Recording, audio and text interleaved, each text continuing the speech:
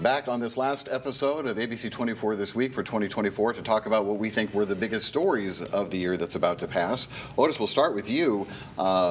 You said that election results and continued GOP dominance in the Tennessee legislature, in your mind, is the biggest story of 2024. Why is that? Well, yeah. I mean, obviously, I think the biggest story is probably the schools. Sure. But I would let Ken have that. Thanks.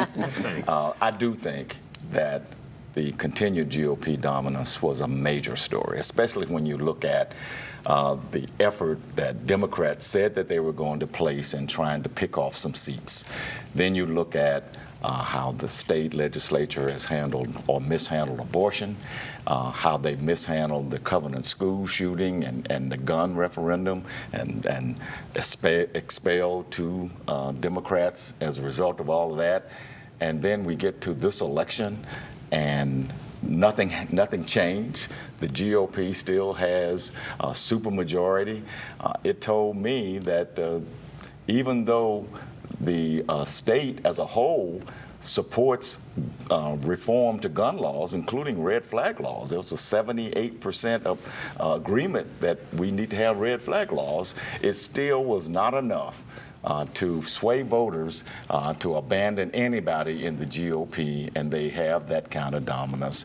And of course, we know what happened nationally. We're looking at almost two generations where the Democratic Party in Tennessee has been unable to find any kind of traction whatsoever. They can't find an issue that might win over some independents. Right. It flipped in starting around 2010. Mm-hmm. So yeah, I mean, we're looking at now 16 years and going toward that two decades of GOP dominance there. All right, Susan, your big story of 2024 was the fast-track development of Elon Musk's XAI facility in southwest Memphis, and the fact that more high-tech companies are seeking to do the same. Yeah, I think the big story of the year for me is how Elon Musk and his XAI venture snuck into town really quietly and set up shop in the old Electrolux plant, all with the blessing of our city leaders and Chamber of Commerce, and no one knew anything about it until these leaders were ready to announce it to us. Memphis has gotten a lot of publicity all over the country because of this XAI plant, but we still don't know what XAI is going to do for us, for Memphis, other than maybe take an old oven manufacturing plant and put it back on the property tax roll. So maybe they're going to have a few employees here and there. I kind of doubt that. Well, they're saying 300 or so. You go down there and count.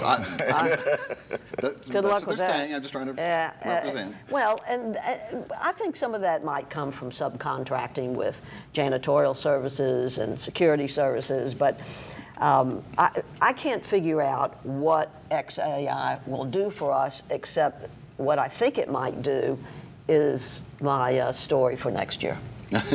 Well, nonetheless, the world's largest supercomputer is in Memphis, Tennessee, and I'll bet you if you ask most Americans, they would never guess that that's where it is. So we'll see what happens.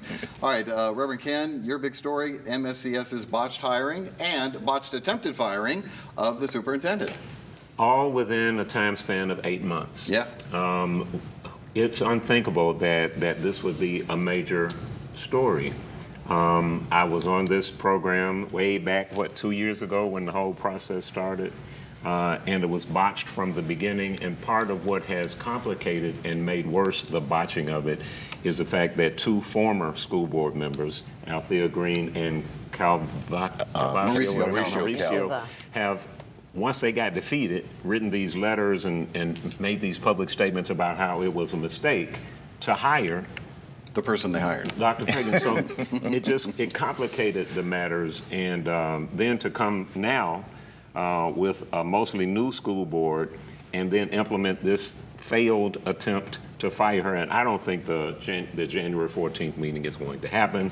I think it's going to be resolved before then. But within a span of 8 months, we have succeeded as a city. And as Otis said earlier, we all have some responsibility for this situation.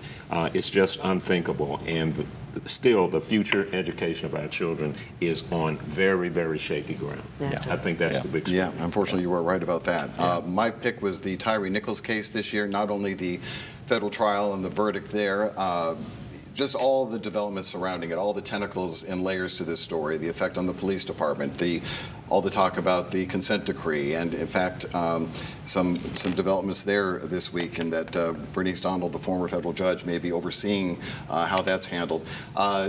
It seemed like almost every other week, if not more, we had a pretty major Tyree Nichols story, and we still do not have a conviction for what actually happened that night, even though there have been some convictions and some plea deals, no convictions for the terrible thing that happened to him last year. Yeah. All right, so that is our look at the big stories of 2024. So what does my panel think will be the biggest stories next year? Find out in a moment.